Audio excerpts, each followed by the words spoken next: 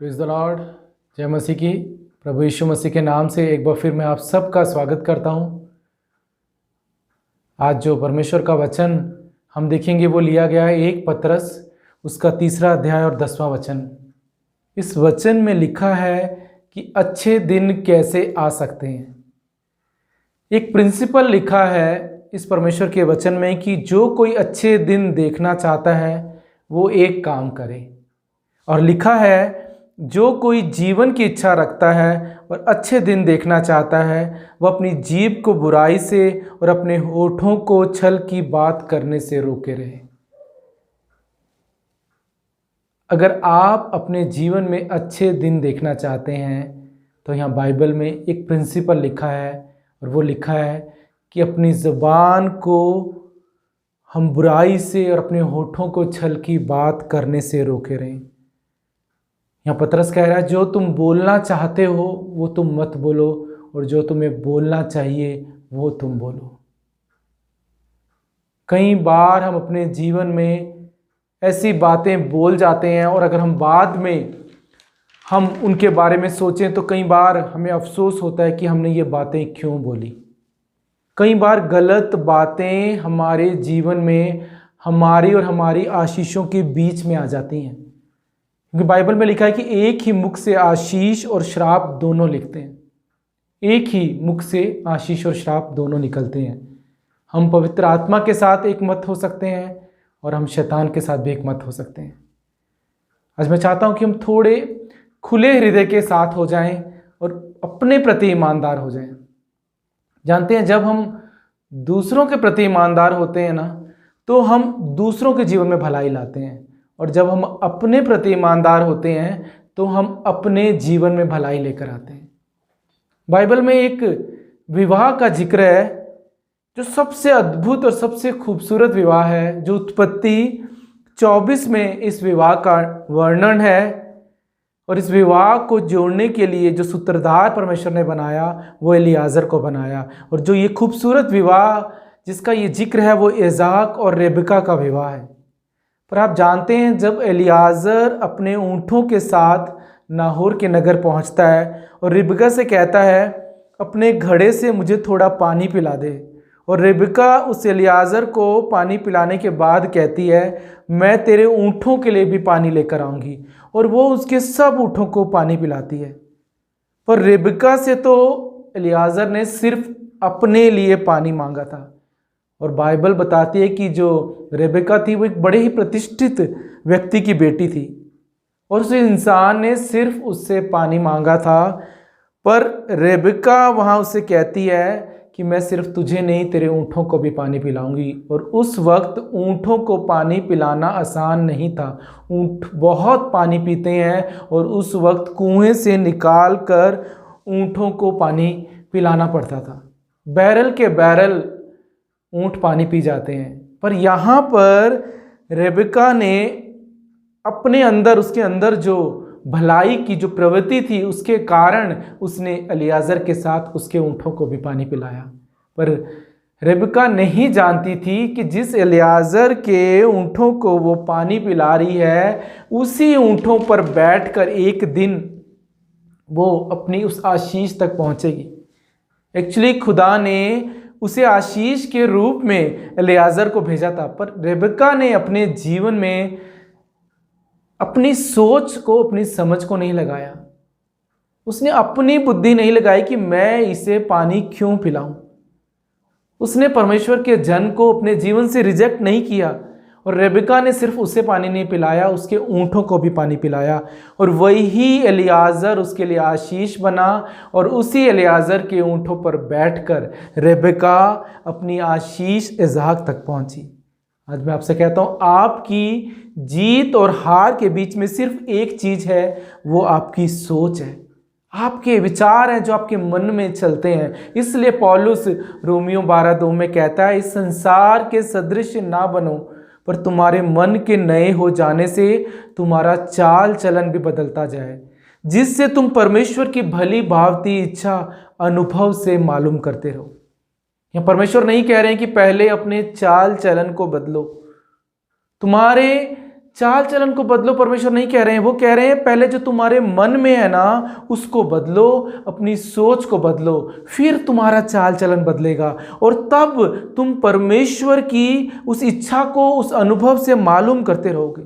कई बार लोग कहते हैं कि कैसे हम जानें कि परमेश्वर की इच्छा क्या है मेरे जीवन में। यहाँ परमेश्वर की इच्छा क्या है आपके जीवन में, इसका जवाब है कि अपनी सोच को बदलो, अपनी सोच को बदलो। जब हम कई बार कलीसिया जाते हैं, परमेश्वर का वचन सुनते हैं, इतना अद्भुत वचन आता है, इतना अभिषेक होता है, पर हम जैसे ही कलीसिया से बाहर निकलते हैं, कोई अचानक अगर हमें कुछ कह दे तो हमारा मन इतना नेगेटिव हो जाता है, वो सारा अभिषेक चला जाता है, वो परमेश्वर का जो वचन है वो गायब हो जाता है।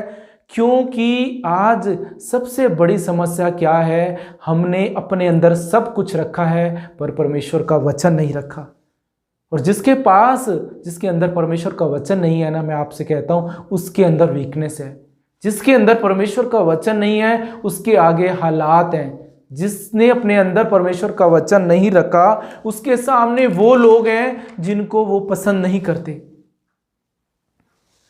आज अपने हाथों को उठाएं और ये घोषणा करें कि मैं जीता हूं यीशु मसीह के नाम से और मिरास मेरी है। आपको मालूम है उत्पत्ति में लिखा है कि सांप जीत गया, पर प्रकाशित वाक्य कहता है कि मेमना जीता है। उत्पत्ति में उस सांप ने, उस इब्लिस ने आदम और हव्वा को गिरा दिया, पर प्रकाशित वाक्य कहता है कि कैसे यीशु मसीह ने मनुष्य को उठाया। आज शैतान फिर मनुष्य को गिराने के लिए एक ही हथियार है उसके पास, और वो है नकारात्मक विचार जो आपके अंदर वो डालता है, आपके मनों में वो डालता है। और शैतान को हराने के लिए एक ही हथियार है और वो है परमेश्वर का वचन। इसलिए यीशु मसीह कहते हैं लूका 6:47-48 में कि बुद्धिमान है वो मनुष्य जो मेरी बातों को सुनता है और उसे मानता है, और उसने अपना घर चट्टान पर बनाया है। यहाँ पर हम सब जानते हैं कि चट्टान यीशु मसीह है। यहाँ पर यीशु मसीह किसी और चट्टान की बात नहीं कर रहे हैं। यहाँ वो कह रहे हैं बुद्धिमान है वो जो मेरे वचन पर चलता है और मानता है।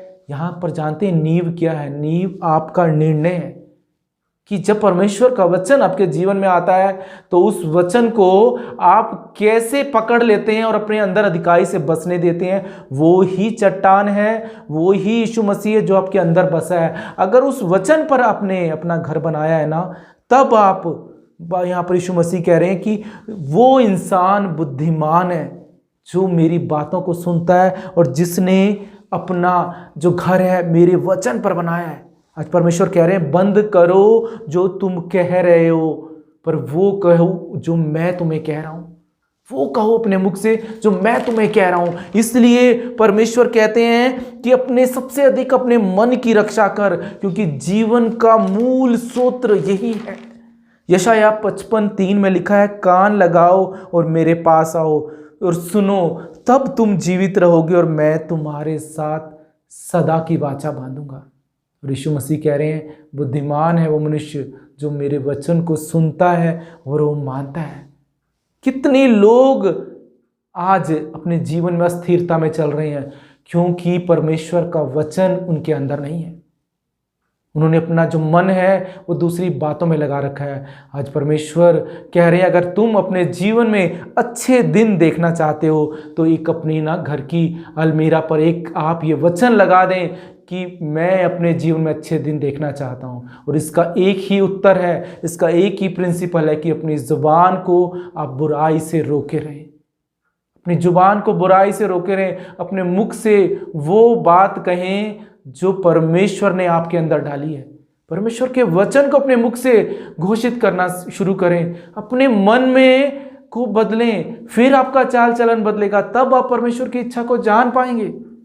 जानते हैं जिन ऊँटों को वो रेबेका नहीं जानती थी, जिस एलियाजर को नहीं जानती थी, उसने सिर्फ पानी मांगा उसने उसके ऊँटों को भी पानी पिलाया।